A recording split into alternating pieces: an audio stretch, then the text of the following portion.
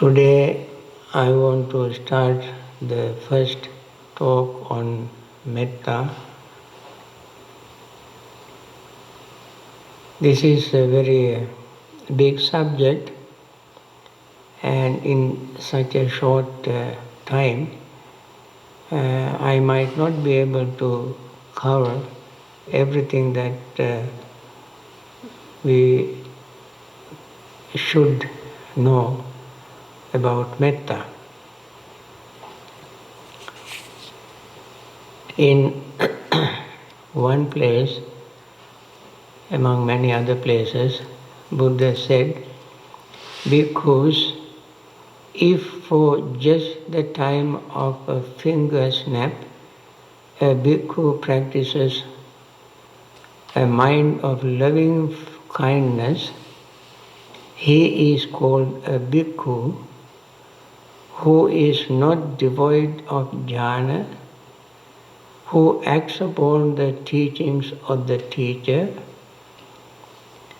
who responds to his advice, and who does not eat the country's alms food in vain.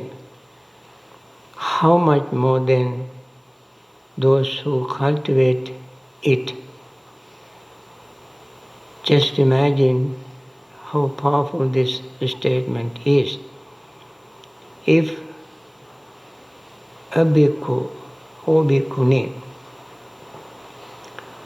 who depends on people's offerings of food, robes, lodgings and medicine, practices metta even for a time of finger snap. How long does it take to snap our fingers? Not very long. Even such a short period, if one practices metta, then that bhikkhu is following the Buddha's advice and leading to gaining jhanas and eating or using the offerings that they receive from people to make it meaningful, not in vain. So, let us spend a few minutes on trying to understand this teaching. As we all know, there are 4 types of practice. These are called Brahma Viharas. Brahma Vihara means living with pure, noble heart. Brahma here means pure, clean, holy, noble. Vihara means living. And also Brahma means divine beings. Brahma Vihara therefore is living a divine life on earth as human beings. So that much emphasized this practice. We all know them: metta, karuna, mudita, upekkha.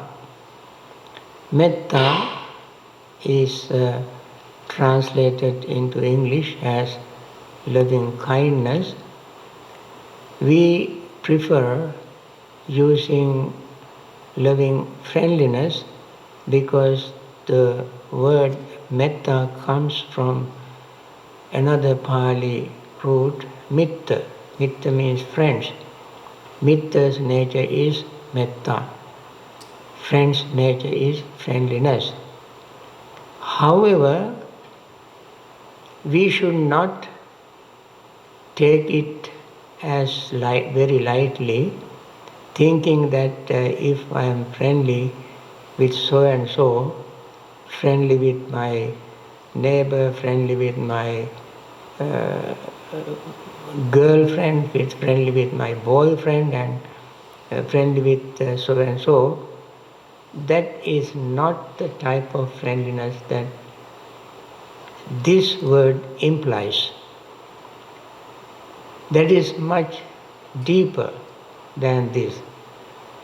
Any ordinary friendliness has its opposite, unfriendliness.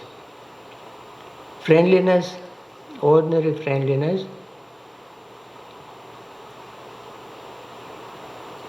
is depends on how the other person responds to us. There should be a reciprocal practice. If I am friendly with you, or I expect you to be friendly with me. While I am being friendly with you, if you are not friendly with me, I say I try to be friendly with so and so, that person doesn't respond in friendly way. So we always complain. And we expect others also to be friendly. This friendliness is much, much superior to that. That means this friendliness is a friendliness that we cultivate in our heart without expecting anything in return. We don't care whether others are friendly with us or not, whether they exchange gifts with us or not, whether they come to our parties or not, whether they help us or not. We practice this friendliness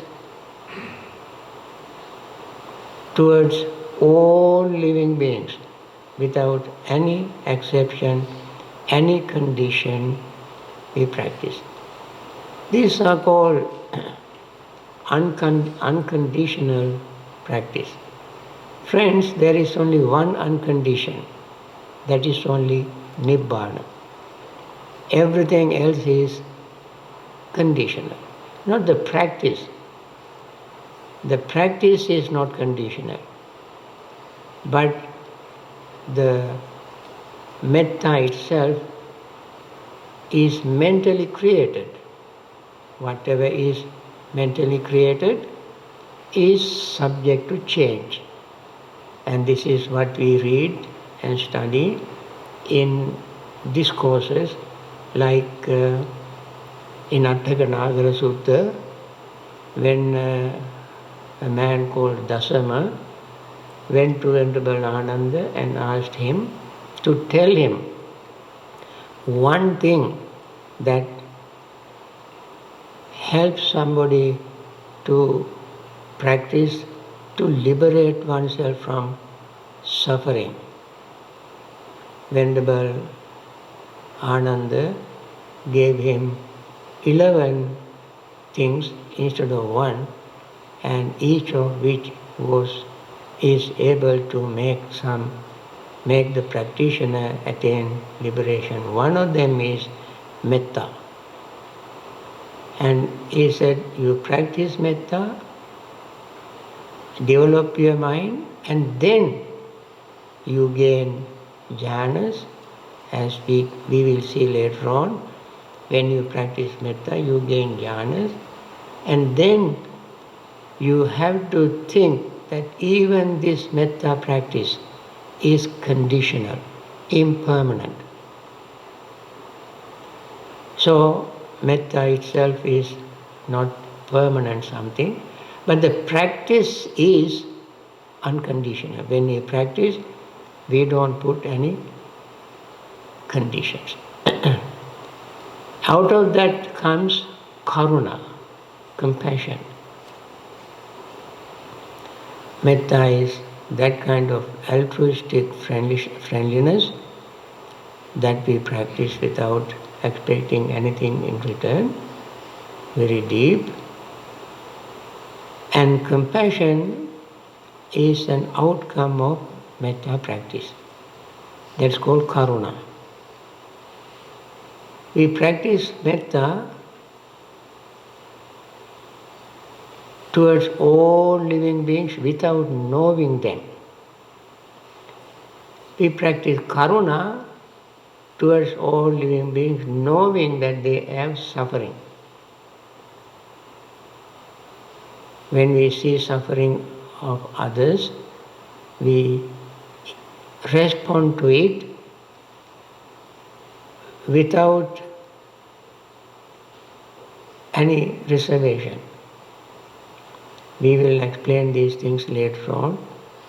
Then mudita. Mudita is, we translate as appreciative joy. Some people translate it as altruistic joy. Whatever the word we use, that means when we see somebody's properties, success, appearance, gains, we don't become jealous.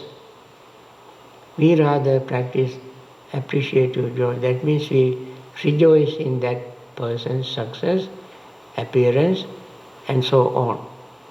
That is called joy arising from appreciating what others have.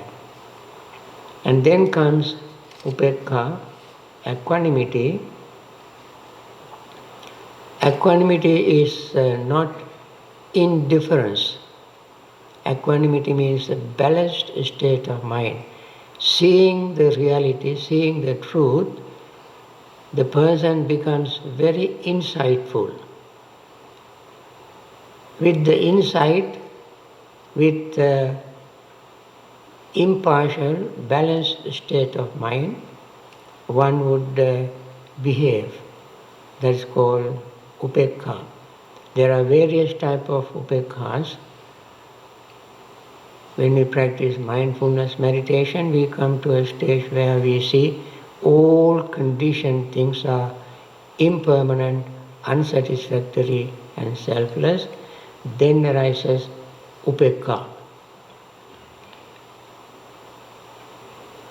equanimous state.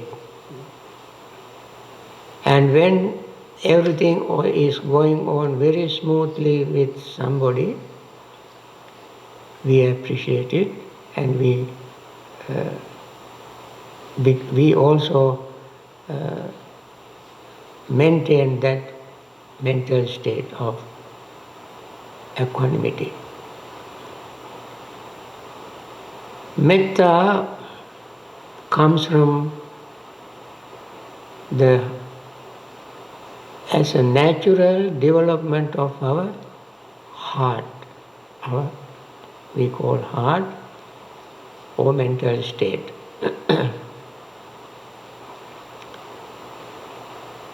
This is not something that we have to force within ourselves. We cannot force this into us. Nobody can make us practice metta. We all have the root of metta. Unfortunately, we either ignore it or we don't know it. Either ignore knowingly or we don't know.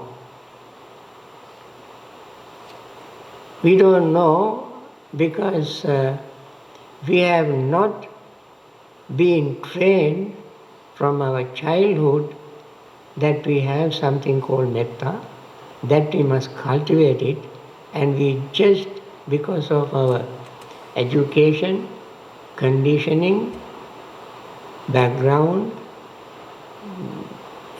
family and so forth, we just don't know that we have it. Suppose you are born into a family where everybody is engaged in killing, stealing, committing sexual misconduct, lying, drinking, all kind of things. Where do you have a chance to develop your metta? Nobody in the family practices it, nobody is talking about it. So you cannot. So you go to education system. There you don't learn metta. So we spend our entire life even without knowing that there is a very powerful, wonderful, noble, wholesome seed in us. And therefore when we all of us are try to cultivate it, develop it and look at it, it is such an alien idea, such a difficult thing. We cannot practice. And therefore we know that we have warm heart. In situations we express it, but we don't know how to cultivate it from our childhood.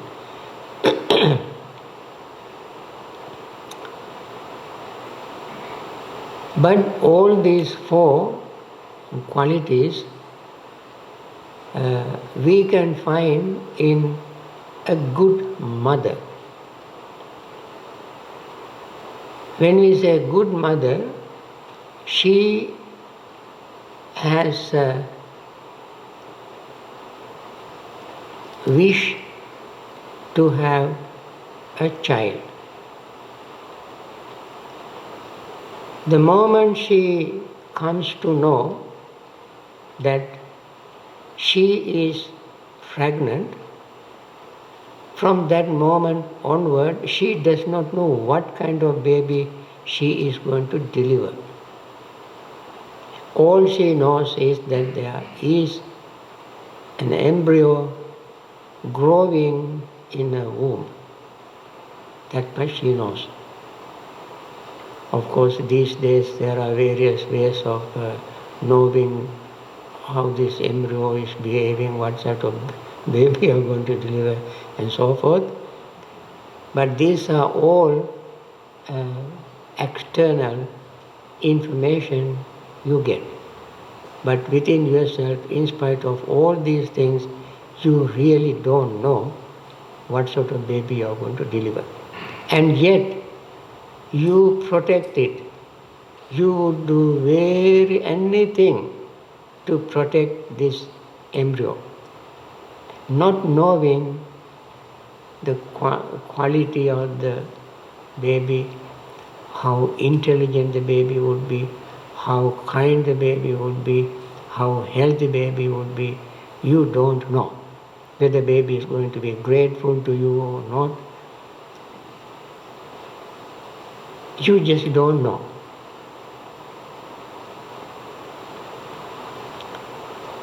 People say when we are born, they say it is their duty to take care of us. Friends, duty means, obligation means that if you do something to me, it is my duty to do something for you. I should show my gratitude. Showing gratitude to someone is what we call a duty, obligation. Parents don't have any obligation to their children. No obligation whatsoever. Parents love children. They are the ones who take care of us, children. And therefore obligation is on us. We have obligation towards parents. Children have obligation. Children have duties towards parents. Parents have no obligation, no duty towards children. So, from the moment a mother knows that she is going to have a baby, from that time onwards, she develops special love, very special love, which we can never have and man can never have it. Only a woman who is going to have a baby knows it. Her hormone changes, her emotion changes, her behavior changes. Even if she takes medicine, she has been taking medicine for years. And from the moment she knows that she is going to have a baby, she consults the doctor, read the label very carefully, and so forth, because the mother does not want to hurt the embryo. Only mothers know this. I'm talking on behalf of mothers. we don't know. And Buddha said this, mother, even when we practice metta, in Metta Sutta, the example Buddha gave is just as a mother protects her only child at the risk of her own life. He does not say about the father. Because the father is not the one who nourishes, who keeps the embryo in the body and takes care of it all the time. 9 months. I think 280 days. So, babies become a part of her life. So she loves the baby. Then, when the baby is delivered, she develops compassion. Why? Anything that happens to baby, she loves the baby on the one hand. On the other hand, she has so much compassion for the baby, she does not want anything happen to baby that hurts the baby. If a baby has, if mosquito bites the baby, mother feels the mosquito bite. So she is very quickly trying to console the baby. If baby falls and hit the knee on the ground and cry, mother feels the pain, mother rushes to. If the baby bump his head on the floor, there is a bump, it's the mother who goes and rub it and apply some. Father also would do, but the pain mother feels. So compassion, until the child grows up, mother always have tremendous compassion for the child, to see the child growing in a healthy way. Friends, we all have been children. Just imagine how our mothers took care of us.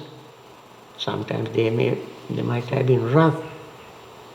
It's purely because of for our well-being and happiness.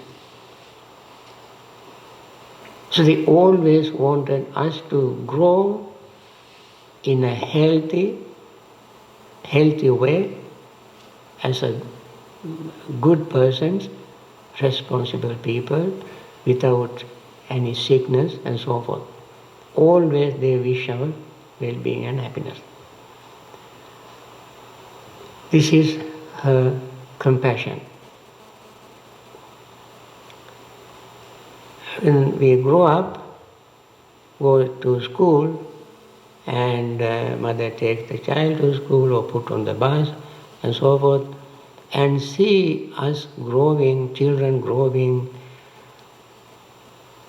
and having a lot of friends, playing with them and doing well, and then they become leaders in the group, mothers will be very happy, appreciate it. Go to school, get good grades in mathematics, come home and tell, Mommy, I got this grade. Oh, very good. Mother will be happy. And became the president in the school children's club, or became number one in the class.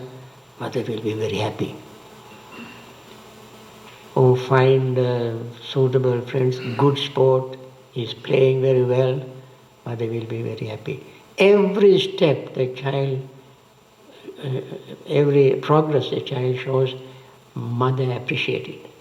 never become jealous. Encourages the child. So the child grows up, become an adult, and slowly begin to feel independent and mature, moves away, finds a job, and find a partner, boy or girl, and then apartment, have a job, bank account, and they try to live independently. That time, mother have equanimity. Think, well, my child, my boy, my girl is doing well. So, all these four noble qualities a mother has.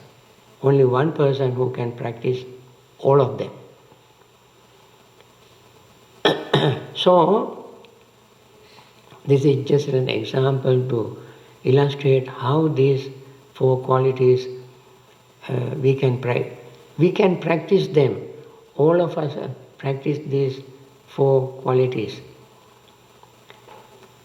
Friends, when we try to practice these four qualities, it is best for us not to individualize. Even I used to talk about individual, personal, grouping and so on. But when we think more carefully and read in the discourses, more carefully, we can see this practice would become more effective if we do not individualize or focus our mind on individuals.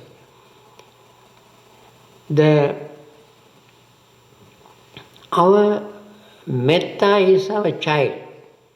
Our metta is our child, all of us. And it is this metta child that we protect, just like a mother protects her own child at the risk of her own life. We cannot pretend to be practicing loving friendliness or metta towards all living beings just like mother protects her child. We cannot. But we can protect our metta practice. The metta practice itself is so sacred, so noble, and we all can protect it just like a mother protects her only child. Literally, honestly, we cannot practice metta towards all living beings exactly like a mother has these four Brahma Viharas towards her child. We cannot. But we can practice metta practice itself. Our metta is our child. We protect it. That means this practice, metta, karuna, mudita, upekkha and so forth, we protect them exactly like mother protects her child. Why? Because these are the four types of practices that makes our minds altruistic, supreme, noble. This practice.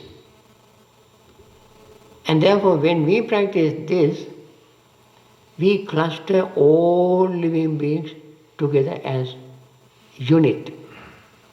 One living, breathing unit, existing in any direction, whether we focus our mind in the east direction, western direction, southern direction, northern, it doesn't matter. Wherever the mind we focus, in that direction there are living beings. In our mind, we don't know them. Of course, we know that there are living beings, and also we know by wishing them all this to be well, happy and so forth, they may not become well and happy and peaceful. The butchers go on killing animals while we are practicing metta. Right? While we are practicing metta, those who use animals to experiment and do all sort of things and hurt them, maim them, kill them, do all kind of things to do the experiments, they continue to do that. Those who shoot, kill human beings here and there, they continue to do that. We cannot stop them by practicing metta. But we can practice, we can cultivate this thought, this in our mind. We cultivate this thought. Even those who are victims, what can we do? We cannot stop them. And therefore, friends, we should never think that metta practice has anything magical in it. No magic. But the magic is, friends, to change our minds, our hateful mind into loving mind, our greedy mind as non-greedy mind, our resentful mind as non-resentful mind. We can change. We will explain these things in detail later on. And therefore, this practice is, we must protect this practice and develop this practice in our own minds. For our own peace and happiness. When we live in peace and happiness, those who associate with us also will be peaceful and happy. Because they are the ones who can see our change in our life. So we try to change our lives by practicing metta, so that when we associate with others, they will understand something has happened to us, something changed in our mind. And then our thoughts, words, deeds, behavior become very peaceful and happy.